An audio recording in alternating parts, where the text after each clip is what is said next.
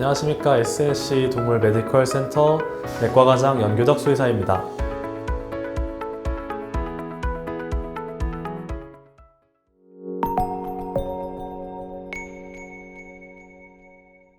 레미아 시도는 한 10마리 이상 고양이를 키우시는 분이 계셨는데 그분께서 갑작스럽게 고양이를 못 키우게 되시면서 동물은 훌륭하다 방송팀에서 고양이들을 구조해 오셨고 2마리가 저희와 함께 한 열흘 정도 함께하게 되었습니다.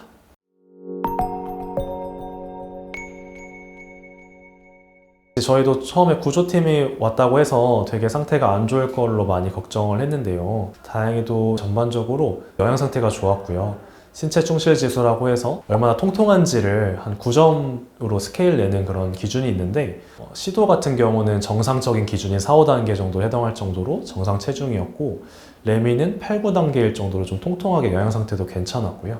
많이 낯선 환경이고 놀랐을 수도 있는데 애기들이 하악질도 안 하고 펀치도 안 날리고 대체로 좀 착한 아이들이 왔던 것 같습니다.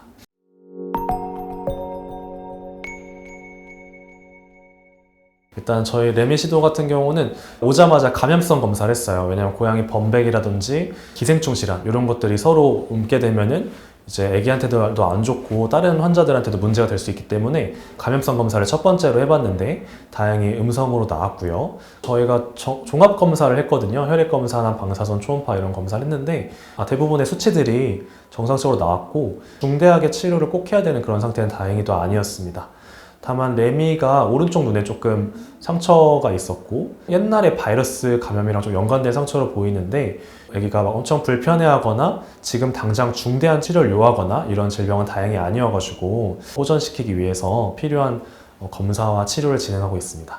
초음파 검사상에서도 아이들이 생각보다 나이가 어릴 거라고 추정한 게 노령성 병변이라든지 나이가 들어서 생기는 그런 변화들은 없었거든요. 전반적으로 좀 건강한 상태였습니다.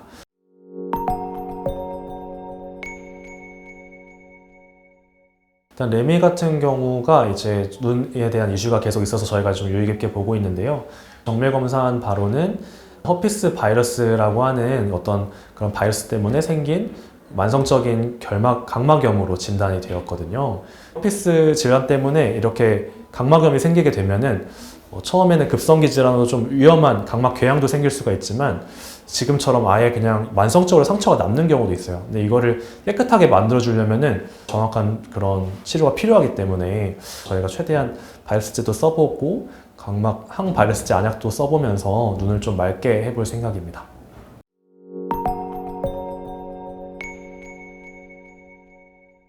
이번에 잘 구조된 고양이들은 다행히도 꽤나 관리를 되게 잘 해주시고 밥도 잘 많이 먹고 질병 상태도 없는 고양이들이었는데요.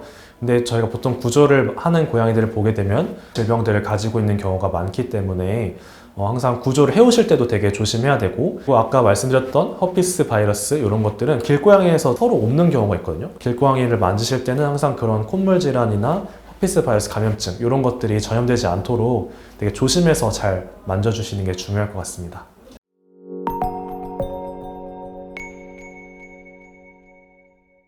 보통 보호자분들께서 구조를 진짜 해오시는 경우가 왕왕 계세요. 그렇게 보통 데려오시면은 임시보호를 하신 다음에 직접 키우시는 분들도 많이 계시고 아니면은 그 인보처에 저희가 SNS나 이런 데 올리셔서 직접 그 다음에 키우실 분들을 구하시는 경우가 좀 더 많았던 것 같아요. 이번 같은 경우는 방송팀에서 데려오셨던 거라서 저희가 일정 기간 동안 관리를 하고 다른 보호처로 가게 될 건데 아마 거기서 입양처를 구하시지 않을까 예상이 됩니다.